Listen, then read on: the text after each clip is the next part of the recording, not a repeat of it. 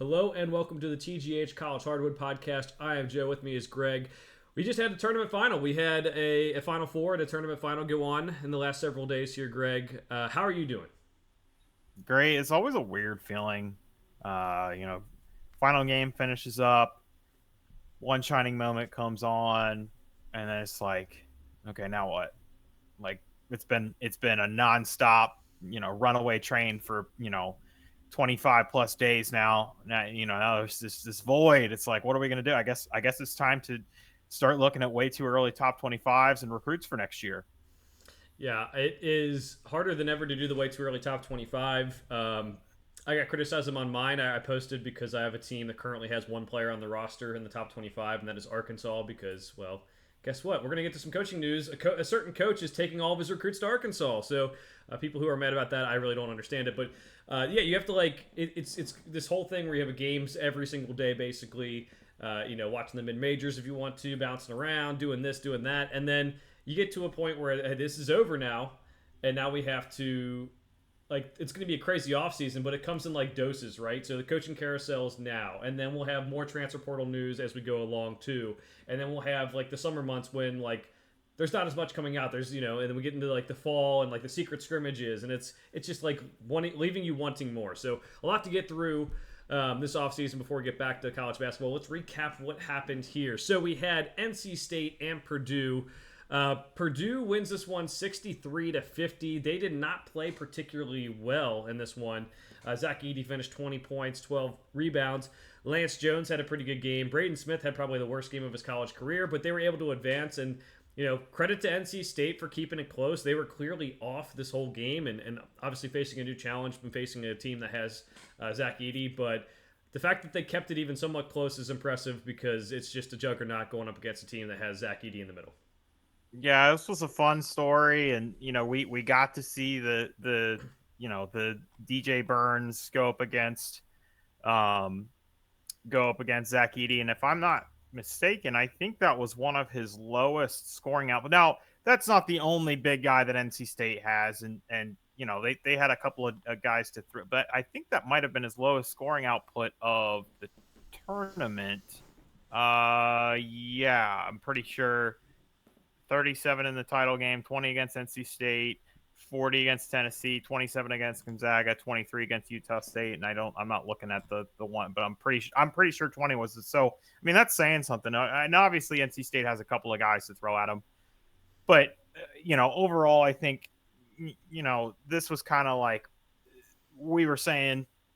There's a huge difference between winning 4 games and winning 5 or 6. Like there's an astronomical difference, and we already said kind of all this year there was this kind of this top tier of teams. Like even with all of the chaos and the craziness, there was still this top tier of teams, and it was your Purdue, your UConn, your Houston, not necessarily in that order, but something like that.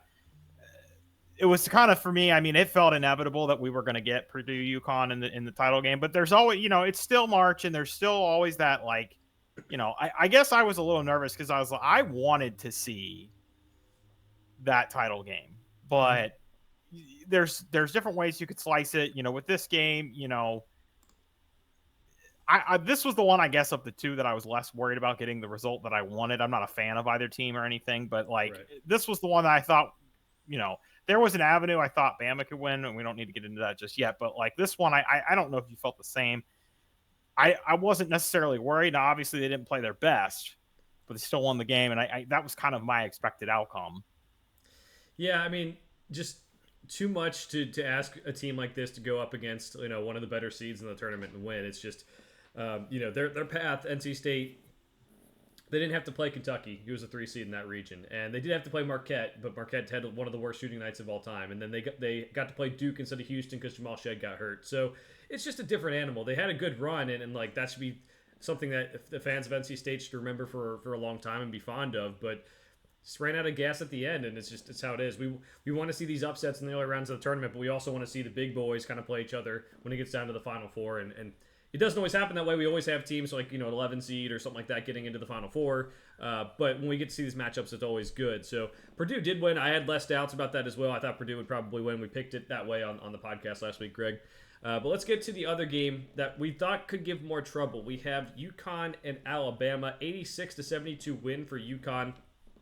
Now, the impressive thing for UConn for me, Greg, is they let Alabama shoot pretty well from the 3-point line, 11 of 23, and they still win by 14 points. Dan Hurley after this game says we make a hard tournament look easy, and people are mad about it, but they clearly have made a hard tournament look easy. Like they're going up against an Alabama team who's a 4 seed who, as you mentioned last week, Greg, Ken Palms loved them, the Nets loved them. And different, at least the offensive Ken Palm loves him, and then the net loves him, and they get the win, and it's still with like Tristan Newton played well in this game with 12 points, but it wasn't like he's like fully felt like himself going 4 of 11 shooting. So it was a really weird feeling that like UConn didn't even play their best game, and they still won by 14 points. Yeah, I think this is just kind of one of those things where we say UConn just has that extra level because I mean you pointed it out. Bama goes 11 for 23. I think if you tell any Bama fan, hey, you're going to shoot 47% from the 3-point line, darn near 50%, you can either take that or gamble that they do better.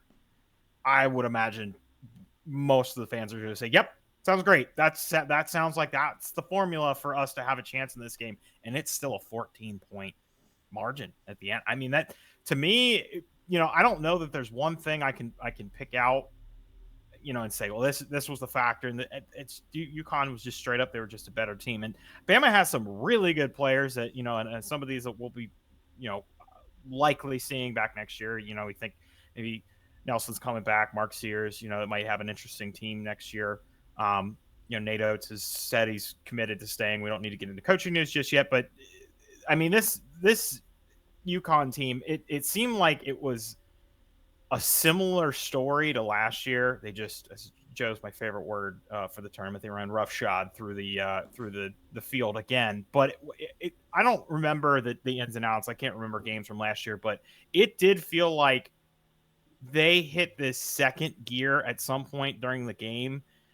It wasn't just the 30-0 run against Illinois. I don't know if it's like part of me thinks this offseason I might like to go back and rewatch each of these games and see if I can pick out stuff and be like, that looks like something Hurley talked about at halftime. Just, from an X's and O's perspective, because there's something that this team has and is able to turn on and just kind of kick it into that next gear that just, I mean, it's the knockout blow to their opponent. And it happened basically every game this tournament. It did. I think he's probably wins the award for making the best second half adjustments because you're right. There's been a lot of games that were close at the half, and then they could blow the team out in the second half, and that's happened all the way through the tournament, all through last tournament. The closest margin of victory they had was 13 points still through the last 2 tournaments. I believe that was Sweet 16 last year, I think maybe it was San Diego State. I don't know, one of the two, but just they get through Alabama. And Greg, let's just go right into it. They go play Purdue, and they win 75-60 to win the national championship. Now, again, started off pretty close. And then you get to around halftime, and then they start flipping the switch on, and then after half, they really turn the switch on. And crazy how that works out. They said after the game, Dan Hurley said after the game, their game plan was to give Zach Edey everything, single coverage on him, make the guards, go guard the guards, basically let Edey get what he's going to get. And that worked because 37 points, 10 rebounds for Edey. They lose by 15 points, and they're counting on, Braden Smith or Mason Gillis to beat coverage that is pretty tough when they're used to getting wide open threes because Zach Edey's getting doubled all the time. So that game plan was magnificent. It worked to perfection. They win 75-60. Tristan Newton has a pretty big game, 20 points, 7 assists. He has a layup over Zach Edey and does a too little celebration on him, which is just fun to enjoy. We got the 2 teams I think that were the best all season. Even I would include Houston in that as well, the top 3 at least. But Jamal Shead going down and maybe some other injuries maybe pushes them behind these 2 teams. But even then, UConn's dominance is just something I don't think we have seen in a way. I mean, probably since UCLA dynasties. I don't know. I don't think we've seen anything like it. Yeah, so I don't know if you saw this or not, but I said last night, the realization dawned on me. They've lost 1 game outside of the Big East in the last 2 years. Do you know who that opponent was? It was this year. I don't know if you know off the top of your head. Allen Fieldhouse, yeah. Kansas. Yes, so it's the game at Kansas. So last year the story was they went into Big East play undefeated. They were at one time, they were the number 1 team in the country at one time. They lost 8 games in the Big East. They ended up with a 4 seed, but it was like they were a 4 seed, but it was like we know what this team's capable of, right? This year it was, I mean, they only lost 3 games the whole year. One of them on the road at Kansas. It's almost impossible. That's the one thing I wonder if we're ever going to get again is another men's undefeated champion. Obviously, we just had it with the women's. We didn't really get into that, but congrats to South Carolina. But I just with as many, they play a lot more games than they used to.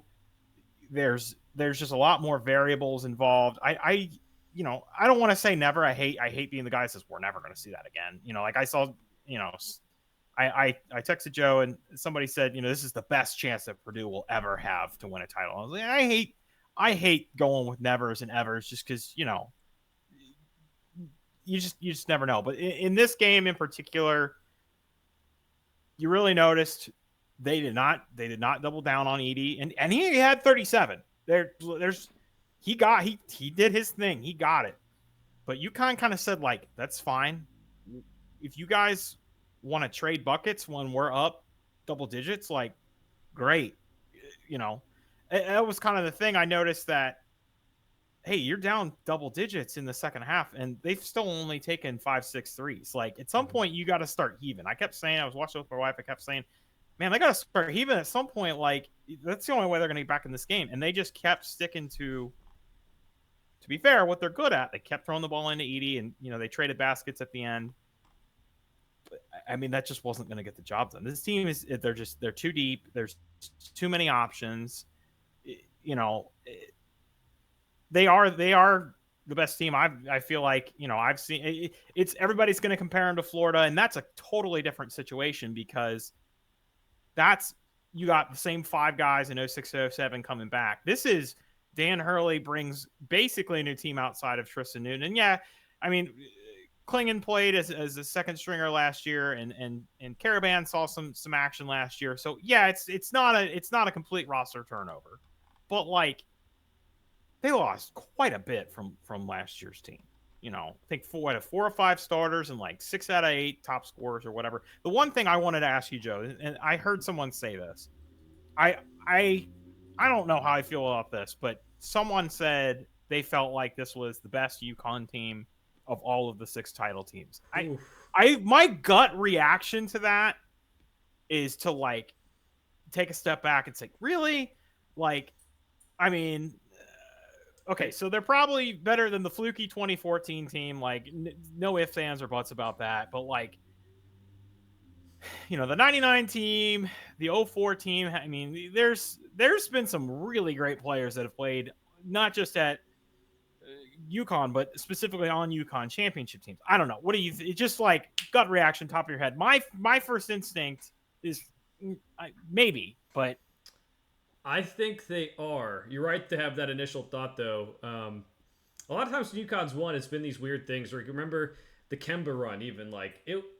The win, all the wins they had in all those days, they end up getting the 3 seed, and then they go win the national championship. That wasn't like the greatest team until the Big East tournament run. You think about it, they probably moved up 2 or 3 seed lines after that Big East tournament run. Obviously 2014 you mentioned that was a little fluky, not the greatest team. Last year's team, I would have thought, like, gun to my head, would have thought they were a better team. Like, just they lost so much to the NBA. Just I don't know, just crazy that happens where guys I really liked and thought were good just go pro, and then you have to replace this team. I think this is maybe the best coaching job of all time in terms of Dan Hurley. But I do think they're probably the best. I mean, I think the 04 team is probably the one you might like have debates with more than anything. That was the Ben Gordon, Emeka Okafor team. I'd have to go back and really dig through the stats to see which one would be better, but I don't think I've ever seen anything domination like this. Like last year to this year, the roster turnover, it was a fantastic coaching job by Dan Hurley. Clearly has a pulse on how things are going in the sport. Honestly, Greg, I think I like that you said that like you don't like when people say never. I would never say never, but like I was in a mindset of like there's never going to be a repeat national champion ever again. Transfer portal, NIL. If your team's good enough, they'll go pro. The Florida team was even an anomaly for that time because you would have thought like 1 or 2 of the guys would have gone pro after winning the national championship. They all come back. But here we are, a repeat champion. It seems like it happens every 15 to 20 years or so. So that's, to me, that's just, it's crazy that he was able to do that with the roster turnover. And Greg, we were both I remember preseason podcast we said like we don't know why they're ranked this high. Like they lost so much. Like how are they going to be good? And I guess we were both wrong on that front. Yeah, just to go off on what you said about the repeat. I think that the repeat champion thing and the dynasty type stuff. I think I would still stray from the nevers and the evers, but the climate and the environment of college basketball today absolutely 1000% makes it that much more difficult and that much more unlikely. We can absolutely agree on that. This is the unlikeliest of the unlikely, and it just with just the way the sport works right now, with all the moving parts, all the variables, all the things that are different.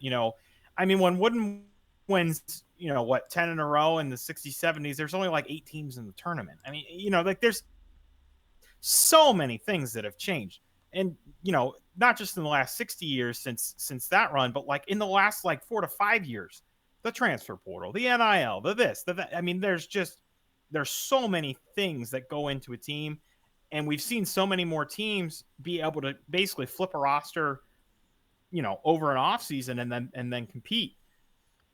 Talent moves pretty fluidly. It's looking like we're going to see transfers go 1, 2, 3 times and just, waiver, waiver, waiver. That's fine. It's just holding a team together is an every year thing. Even when, I mean, think about like LJ Cryer won a title with Baylor and then transferred to Houston. I mean, like, if you told me that, like, dude, and maybe there's an example. If you told me a guy in like the 80s won a title and then transferred right after winning the title, like that, that'd be weird. I don't know. Maybe you can talk this. Maybe this happens more in football, but like, I don't know. That's just one that I'm like, it's just the culture of college basketball now. It happens in football a little bit. I think it comes more from like it's easier to fit in on a basketball team than it is for a certain player to fit in on a football team. So there's guys like AD Mitchell who was at Georgia, transfers to Texas after winning titles at Texas, and it's like he's moving because he can actually be utilized as a wide receiver more. Was the thought process there? So that makes more sense. Like he's doing it for the best thing for his future. Like in basketball, you can. I think we found that like different styles of play maybe limits what you can do in different ways. Like we see the Caleb Love situation at UNC versus Arizona, which is just like a totally different player, more efficient. But like I think it's easier to fit in with a team in basketball. So it does happen more in football. But yeah, it's something that I never thought we'd see with all this stuff going on. Maybe it makes it easier in a way for UConn because they did have I think they did a good job of balancing roster in terms of they had some recruits come in, they had some guys who were returning, who had some talent, who were stuck behind some other guys, and they also had some transfers coming in too. So they had the like balance of experience in youth. They had guys who had some big game experience at different schools, big game experience at their school.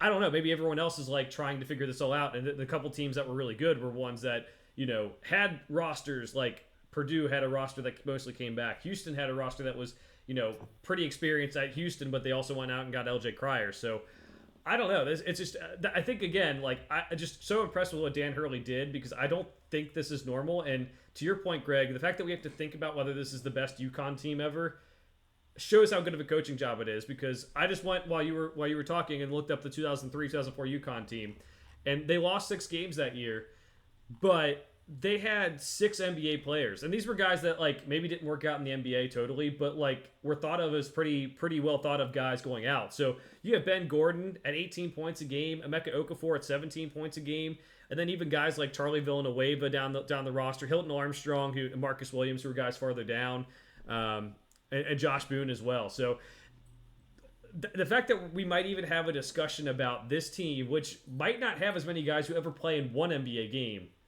as this team is crazy. So that's the point I wanted to make is like I do think if you're like going in a vacuum, that 2004 team probably has more talent, but that just means that Dan Hurley just did so much better of a job with this team. And maybe he gets aided by the fact that the college basketball landscape is so much different now, where back then it was players staying forever and doing all that, but he managed the waters that he was given and did the best he could with the situation he had, which is this new era of crazy wild college basketball. All right, so that is our champion. UConn wins it 75-60. It's going to lead to a pretty big offseason. There are plenty of players in the portal who are I mean, going to change some things. I texted Greg today, like LJ Cryer's coming back to Houston. That's huge. Aiden Holloway, Auburn's freshman point guard's in the portal. Robbie Avila's in the portal. We'll get to that stuff during the offseason because we just don't know where everyone's going other than LJ Cryer returning. But Greg, there's some coaching news we have to go over now too. So this all started. There's a chain reaction in college basketball that all started with SMU joining the ACC. Rob Lanier, their second-year head coach, had a very solid year. 20 wins, went through the NIT. They fire their coach. Andy Enfield says, "Hey, I'm probably getting fired after this year with all the stuff going on with having all the good recruits, but also not performing." He leaves USC to go take the SMU job.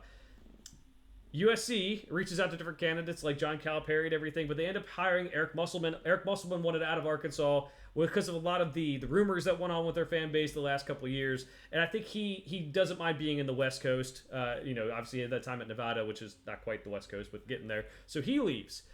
Then John Calipari starts considering, he had contacted USC, so he's considering this job after Chris Beard and Jerome Tang turned it down. So John Calipari ends up considering the job. He ends up taking the job. He ends up basically agreeing in principle. Then he gets a little bit of cold feet. He gives Kentucky a chance to counter the offer. Kentucky's like, "You have a lifetime contract. Why would we counter this? Like, you'd make more money if you stayed with us. We're not going to give you more money when they give you an offer that was lower." So he decides to eventually go to Arkansas, leaving a coaching job open at Kentucky. Now, this was not a bigger story than the national championship on Monday, but when it happened on Sunday, I wasn't thinking about the national championship the next night. I was thinking about Kentucky basketball, and yes, I'm a fan, but I think a lot of people were thinking the same thing there. So this chain reaction set off. Kentucky is now in need of a head coach. We have some rumors to get over now. But Greg, just your thoughts on all those chain reactions, or if you want to talk about something specifically first, let's go there. There was a lot of weird, like the hours during which this started to break, where it was like, Joe and I even texting with friends like, is this real? Like, and then, well, now we're only hearing it from Arkansas people. Like, this is just Arkansas fans being Arkansas fans. And then it started coming from reputable sources, and then it's a done deal. Mm-hmm. And then I heard, kind of what Joe had mentioned, like, well, now he's asking Kentucky if they want to counter the offer, which is just a strange notion to me, that you're gonna take a girl to the dance, but then you're gonna go ask the first date, like, well, hey, I got this, but I just, we were already gonna go. I don't know, man. It's just a weird situation, which kind of caps, the Cal Kentucky time. And I don't know how you feel about it as a Kentucky fan. The things I want to talk about, we definitely want to get into, the names, the list, and maybe you can speak to this, more as a fan, but I've heard some way of people iterating like, this is the best job, in the country, and I pause at that. I think, follow me here, I think it's the most prestigious job in the country. Mm-hmm. I don't know. We've gone over, Joe and I offline have talked about what makes the best job in the country. There's a lot of stress that comes with coaching this team. The last two national championship winning coaches at Kentucky have been run out of town, Cal and Tubby. What does that tell? I mean, like, yes, you're going to get every resource. Although we've seen some infighting between Barnhart and the football team, and but for the most part, it's Kentucky basketball. You're going to get every resource. When you're good, every fan, I mean, you are going to be better than Elvis in Nashville. You're going to be a king. But when you're not, like the floor to ceiling there is a chasm. So we I don't want to get into, what makes the best job. I don't know. I just feel like there is so much stress and so much expectation that comes along with this job. There's no question to me it's the most prestigious job.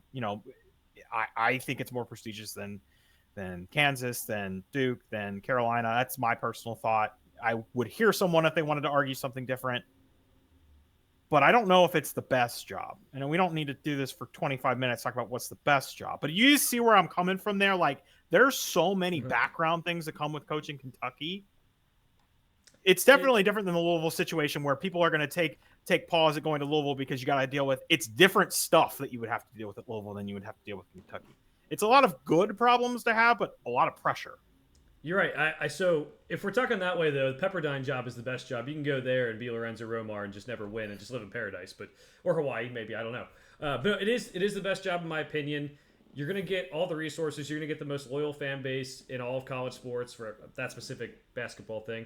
I compare it to the Alabama job. For Nick Saban. Think about what he's done. Like he'd lose a game and everyone was like, "Oh, you gotta fire him! You gotta fire him!" He wasn't gonna get fired. That's just how it is. It's the best job because you have all those things. You have the resources. You have the fan base. You have proven that you can win with multiple coaches. It's not just a program that's built on one or two coaches like some of these other programs. Like you think about Duke, it's just their history is mostly Coach K, right? Think about UNC. Like a lot of it is Dean Smith, Roy Williams. That's two coaches. They've had so many different coaches win there. That's pretty crazy. And even UCLA, like John Wooden is most of it, and then I forget who the coach was in 1995 at this moment. I could come to you later. But two coaches. Kansas, they've had a couple coaches too, so they get a lot of credit. But and UConn too, which is crazy that they've had so many coaches but also won so much. But it's the best job. You're right. The expectations are tough. You have to be like a rock star to take this job. So there's guys who will not be fits, but you have to go in there. You have to start kissing babies. You have to be good for the media. You have to be approachable to the fan base, but also not let what the fan base say gets to you. The expectations are high at this job, and you're right. That's something to be note when you're taking this job. But John Calipari was also not fired. He was brought back. The fans were mad. I got to a place where I was like, yeah, the candidates aren't great, so like that's okay that he's coming back. He just has to win in March. But they went through the worst 4-year stretch in tournament history. The year before that, worst 4-year stretch in school history for the tournament, I should say. And then before that, they had the worst basketball season in Kentucky history for the last 5 years. So I had a long leash for him. I'm really appreciative of what he did. I think what he did in his first 8-9 years was just incredible. It just had to come to an end. It had to be. It was a thing where he needed to change how he was doing things. And you could say like, hey, X's and O's needed to change. That's true. You could say transfer portal he needed to change there. That's true. You could say managing the roster or going back to being friendly with the media. There's any number of things. I think every Kentucky coach has said like 10 years at the school was like a good run. Just how the expectations go. And just things were thin. So I do think it's the best job in the country. You have to have a person who can block out the outside noise all the while being someone who's approachable, which is just tough to find that person who can be a rock star and recruit and bring guys in. So that's going to be something to put to the test, though. Mitch Barnhart is already looking at candidates. He did not do that because Cal kind of dragged his feet with the decision until now. But looking at candidates and what he'll have to offer is improved NIL money. I think now that Cal's gone, they're off the hook for that lifetime contract. They don't have to pay $33 million. They're going to have good facilities that I think are going to get some upgrades in the next couple of years. That's something that the new coach will want. So they'll have to be at the top of the top for facilities. They'll be top of the top. They're already top of the top for the NIL dollars. I mean, to be honest, they don't have a system set up like other schools, but like the Water Boys have an NIL deal. There's 6-figure NIL deals coming in for these players, and then also you're going to be the highest paid coach in the sport if we're going to believe some early coaching reports about who they've already reached out to in the last 4 to 5 hours. So, Greg, candidates here, they had not reached out to anyone, but other people had said they're not interested. So Jay Wright said he's out, which makes sense. He retired from Villanova and he wants to be in media. We have Nate Oates who said he was uninterested. I'd mentioned that you call Brad Stevens. I did not expect Brad Stevens to take the job. It's just, hey, why don't you at least call him and see, hey, maybe he wants to go back to coaching. Maybe like the Celtics thing isn't working out because they haven't won a title with him. I don't know. That's something to think about. Dan Hurley, probably going to be a no, but there's some reports on that one too that they're going to offer him $11 million a year to start, which make him the highest paid coach in the country. And with UConn's monetary restrictions, could force him to take the job, or UConn can't match. We're going to have Scott Drew, who's really close with Mitch Barnhart. Really great coach, done the most at like a place that wasn't expected to have the most be done there. Does he fit that rock star mold? I don't know. That's something you have to consider. Although he's a good coach. Billy Donovan, he's currently going to be in the playoffs with the Bulls. He said he would want to go back to a blue blood program if he ever came back to college coaching. He's turned down Kentucky in the past. Is he going to be fired from the Bulls in a year or two? That's something you have to consider. He's already been bounced around the NBA, already coached the Thunder. A lot of options there. What are your thoughts? I'm not saying that any of the guys that have already said no are is going to turn out to be one of the ones that gets hired, but I am never going to believe the no, because you never know if it's Is it a PR thing so you can get them to come back with a bigger check? Like maybe it's Kentucky, so you're working with a blank check. So Nate Oates, yes, preemptively goes out and says, no, I don't want this, but does that actually mean no? Or it's like, you got to translate there. And I'm not saying I know the answer, but the only one I believe is Jay Wright. Jay Wright says no.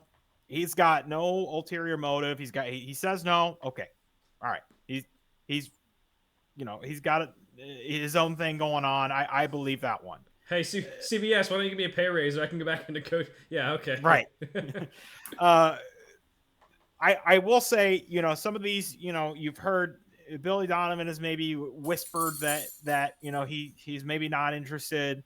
I kind of mentioned, like, when you and I were talking about what were we talking about him in connection with?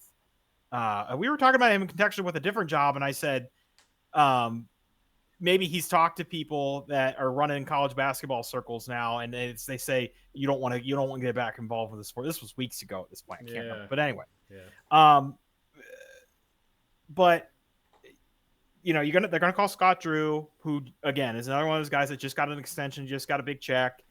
I don't know. I mean, one of the things that you had expressed, Joe, was like, you don't know if that guy is out there. I mean, like, I feel like Billy Donovan would be a big enough, splashy enough hire that I'd be like, I'd be satisfied with that if I was a Kentucky fan. I feel like Nate Oates would be a big enough, splashy enough hire that I'd probably be like, if I was a Kentucky fan, I'd probably be satisfied with that. Once you get past that, like, I might be happy with some of the other options, like, your Scott Drew, your Dan Hurley. I just personally don't know if those things are within reason of happening. Yeah, and maybe the money figure is enough to lure Dan Hurley out, but like, I just hope we're done with this as UConn a blue blood thing. Like, just because they don't have 55 years of basketball history, like 6 titles in 25 years, shut up. I'm as done with those people as I am done with the people that say Gonzaga doesn't matter because they've never won the big game, even though they've been to the finals twice. I'm done.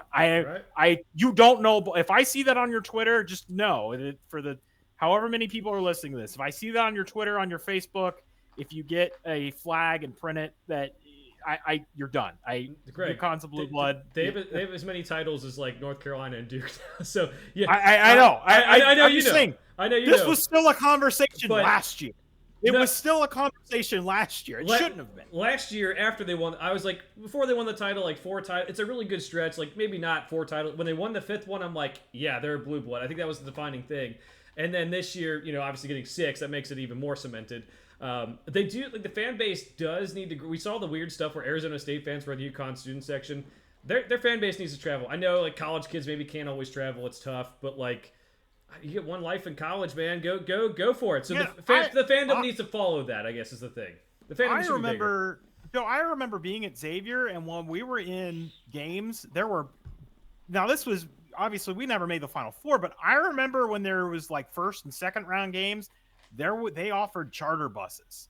Yeah, and we all went to a very small school, so I have a feeling UConn can. Now that's the kind of thing that if we find out that there's some of that's like that is a very minute detail, but like that could be enough that maybe that gets Hurley thinking like, man, we can't even get fans to go to the Final Four. So funny you mentioned that first. Just because they don't have the most loyal fan base doesn't mean they're not a blue blood too. I made a joke on Twitter about it, but it doesn't. They've won 6 titles now.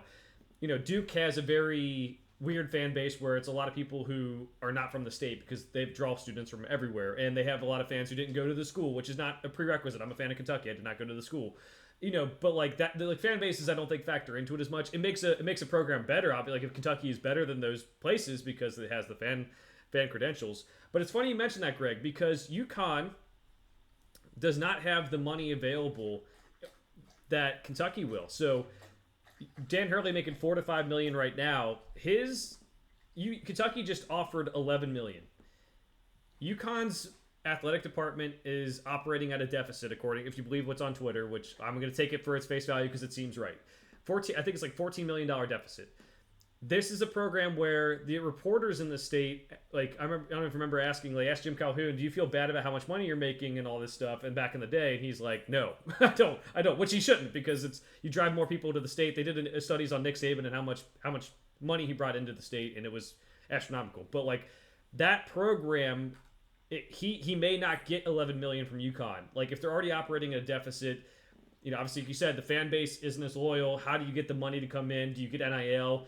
There's reason to believe he might consider. Like, yeah, he shrugged it off after the national championship, and honestly, should not have been asked that question in that situation. Like, let him enjoy his championship, people. But I get why people want to know it. So he has like the money factor. He kind of has the fans factor.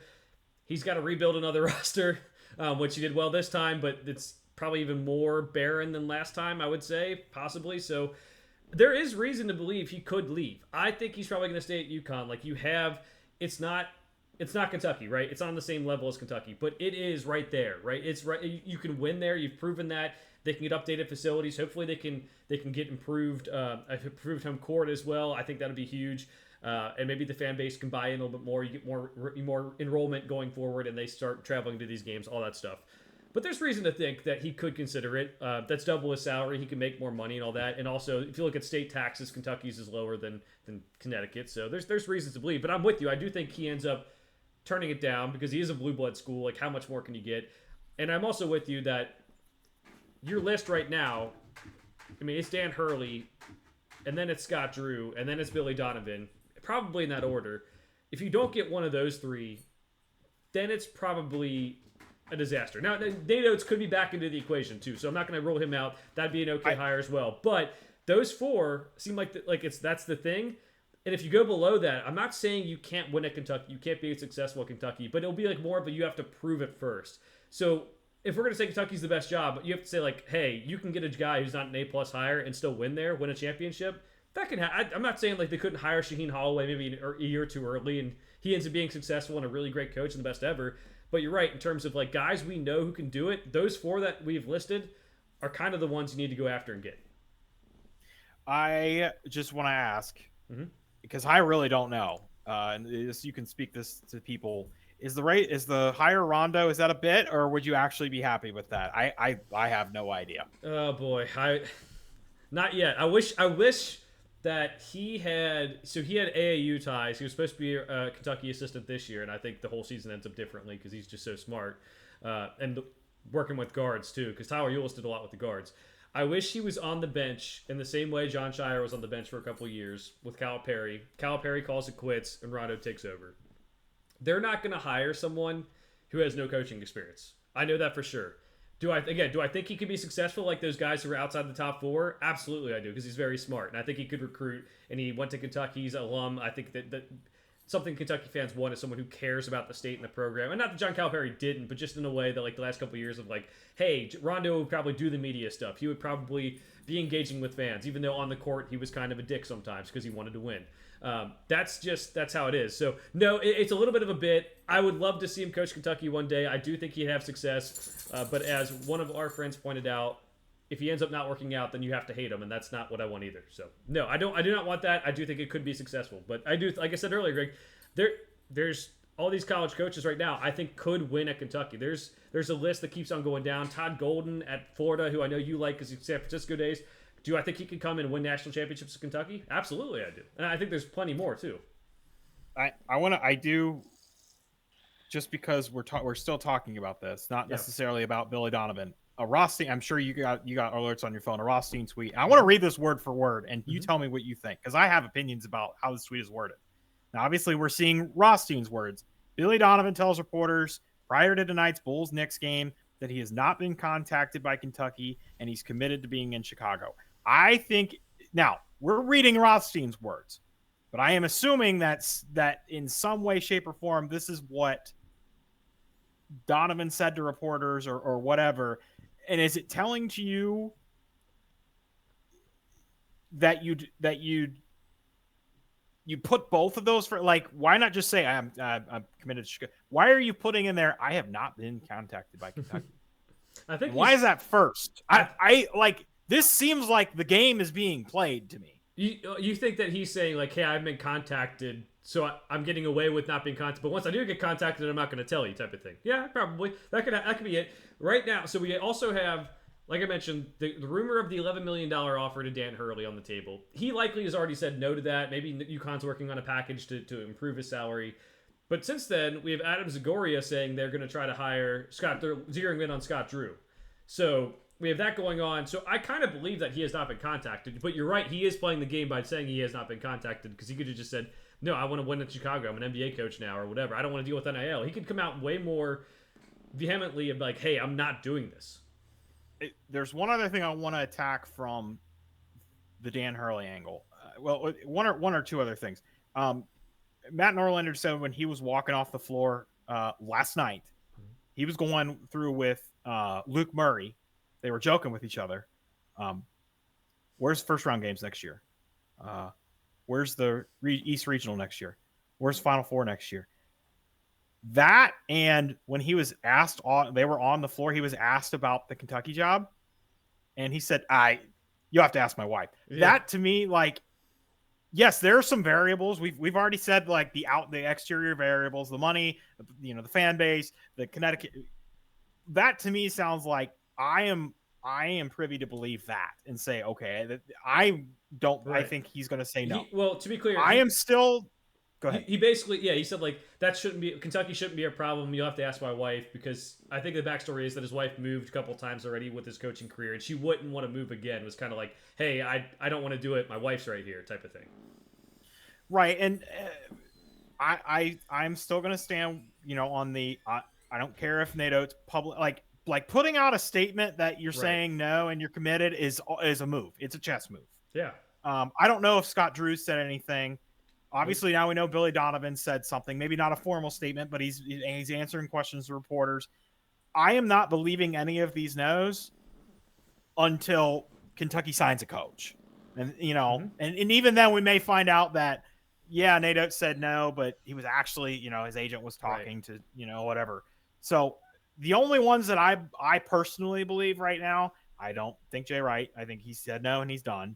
And I do not think that Dan Hurley is going to say yes, unless they back a dump truck up to his, house full of $30 million and just say, this is what we would have had to pay to get rid of Cal. So here you go.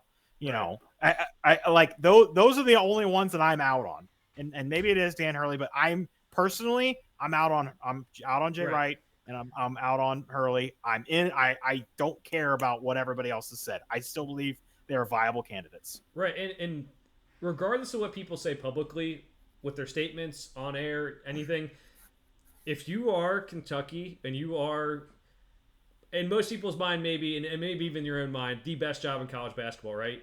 You reach out to all of them. Like, if you want to interview them, or if you're like, hey, zero down on this guy's the coach, I don't get the people who are like, don't contact him, he's never going to go there.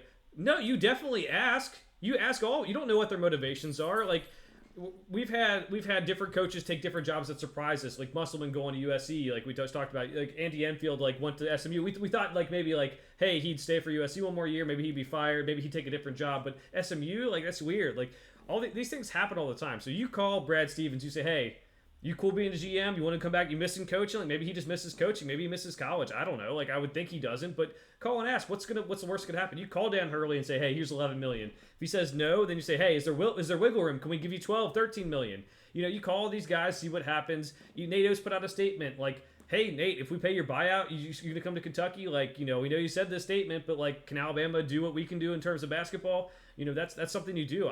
The people who are like, oh, why even waste your time? I think you waste your time because there's a chance for everyone's mind. Like, if you are the best job in college basketball, if you can give people pay raises, if you can even get people to have different motivations, Dan Hurley is a Bengals fan. Maybe he wants to go to Bengals games. Maybe he just a lot of people's dream coaching job was Kentucky. Like John Calipari says that was his dream coaching job. I think you ask. I think you try. And if they say no, then make them say no. Make them say no to your face, not just publicly.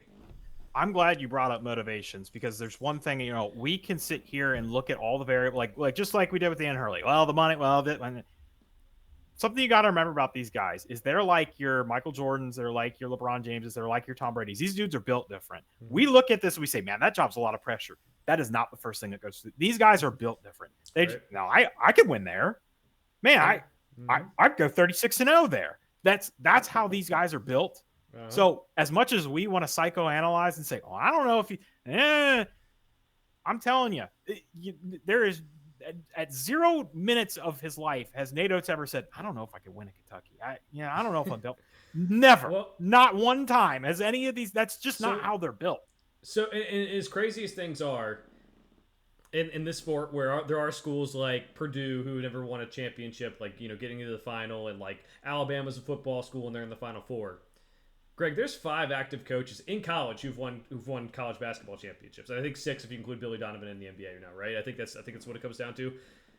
I mean, like Scott Drew's one of them. Dan Hurley's one of them. I could think about the other 5 at the top of my head. Izzo, yeah. We don't need to do this. Patino, Patino's another. But like, you can't win a championship everywhere. There should be all but like 5 coaches in the world right now, unless there's other family reasons or, like you said, motivations that are out there, who like, hey, I'm at UNC, I'm Hubert Davis, I want you. Like, I'm not taking this job.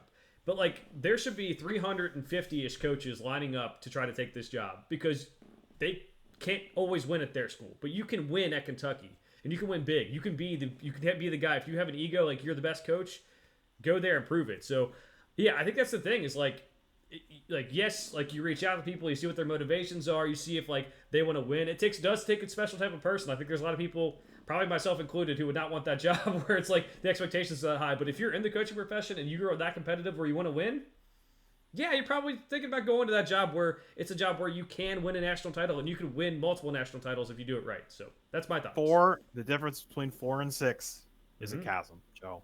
And again, none of these guys walks into a job thinking, I can't win a national championship here. That's not how they're built.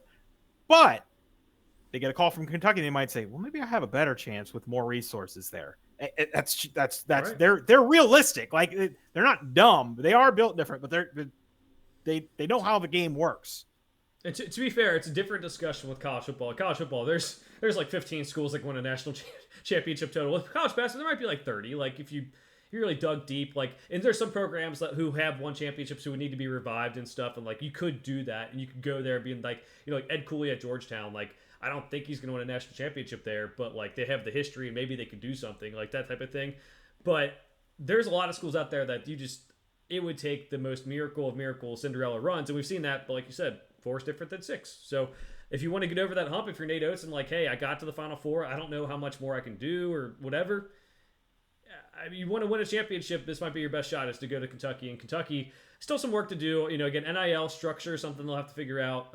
Again, all the players are getting the greatest NIL deals because they play at Kentucky. So it's not like that's a huge problem. It's just maybe structuring it a little bit better. And then, obviously, relationship with the AD has soured with John Calipari, so the next person who comes in has to have a good relationship. That's why Scott Drew is maybe thought to be the next coach, and because they do have a good relationship, but also I think it could be nurtured with someone else, too. So I know you had mentioned it's a disaster once we get past these 3 names, but just for the thought experiment, because there are extenuating factors with the other. Scott Drew just got his extension. Oates just got hit.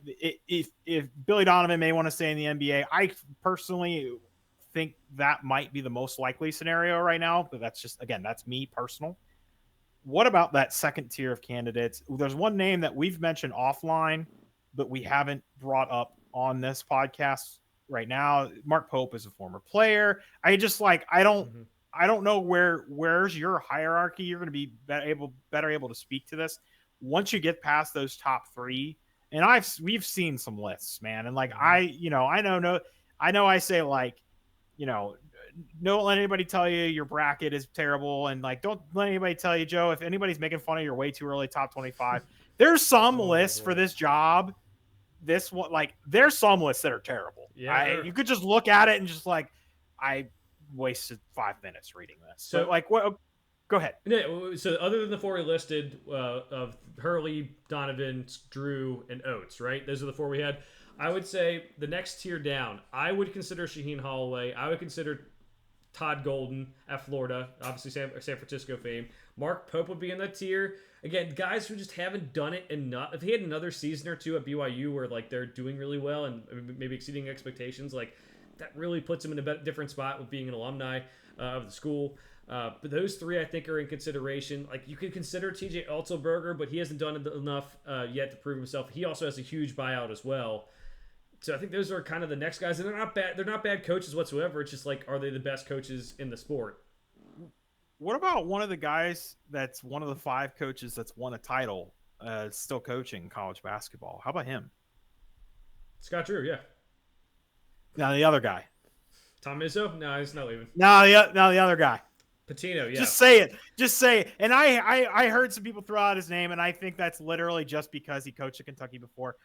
I just heard someone mention it today. Mm-hmm. He sounds like he wants to be in the Northeast. He wants to be in the Big East. He's happy, but like he has. Also, do they want to hire a guy that's like, unless Joe, you almost look at him like a bridge quarterback. If you could bring him in and say, man, I don't know if our guy's out there right now, but say, hey, Rick, can we get you for like 2 or 3 years while we really think about who we want to be the next generation of Kentucky? That's the only reason I would like. You're not bringing him in to coach a decade. Boy. He's not. That's not happening. But what do you think the fan base thinks of him now that he's been at Louisville? Would they take that, or would is this one of those things that they'd hire him? And who did this happen with? He got hired, and then like the fan base said, not happening. And Mark then Stoops, Kentucky. Yeah, okay, Kentucky football. They would, I think there'd be a certain aspect of the fans who'd be like, yes, because to be honest, Rick Pitino in the 90s was Dan Hurley now, right? Like, once the championship, he took the program from being like, having those NCAA issues to rising him to fame with the 92 team that lost in the Elite Eight to Duke, and then you win 96, you lose in the championship game 97, the team he recruited wins in 98. If he had still been there, he'd have 2 titles in 3 years, possibly 3 if he just made a couple different changes there. So there'd be a nostalgic portion of the fan base that would do that, but I think the younger fan base would be like, why? Like, he's been gone. He hasn't done anything of note in the last 15 years. He hasn't really. He's coaching at St. John's now. You don't get him for too much longer. Although I did see his son was pretty high up on the odds to be the next Kentucky coach. I don't think that's happening either. But I think he was like the 5th or 6th on some sports books. Yeah, I think they can do better than that. Right. So a lot of the lists even by the sports books not the greatest. So yes, Pitino would be something people like fans would be like, it'd be intriguing, but like one of those like not really. Remember, Joe, if somebody gives you plus $1 million on anything, it doesn't matter. Oh, yeah. You got to take it. That's a rule for us. That's how it works. Absolutely. So no, I think it's gonna be, like I said, the second tier. Golden's on there. Pope might be on there. Shaheen Holloway's on there. You don't want to go down the road. Honestly, at that rate, you might be looking at getting like some NBA assistant and trying to get some, something going there, and that's not something they want to do either. So, that's the Kentucky coach situation. Greg, do you have any final thoughts for the week? No, just like it does. Even though the season is ending, like, we really are jumping right into what's next year look like. It feels like, I think I heard the number is like there's already been 60 job changes, and there's obviously going to be, probably with the dominoes, there's probably going to be at least a couple of more, and there's always that one weird one that happens in the middle of the summer. You're like, I didn't see that coming. So It's been a busy offseason. The transfer portal is going to be, I think, just as hot as ever, especially since there's just going to be a lot to talk about. So Joe and I had kind of said, hey, maybe we'll be looking at, a schedule of maybe once a month. Of course, if something happens, if Calipari shuns Arkansas and comes back to Kentucky, then, we'll probably do an emergency pod, I guess, which for us would just be like maybe an extra pod 1 month or something. So, but Joe, you got anything to touch on that? Yeah, as you said, once a month going forward, starting with May is the plan now. Like you said, we might have emergency podcasts. We might do some NBA draft coverage with that podcast. Maybe some live stuff still too. We're trying to figure that part out. But for sure, once a month podcasts, and just trying to bring you some of the news. If it gets to a point where it's wearing thin, we'll try to shake it up with some new topics or try to figure some stuff out. But it does seem like we have a lot to talk about this offseason.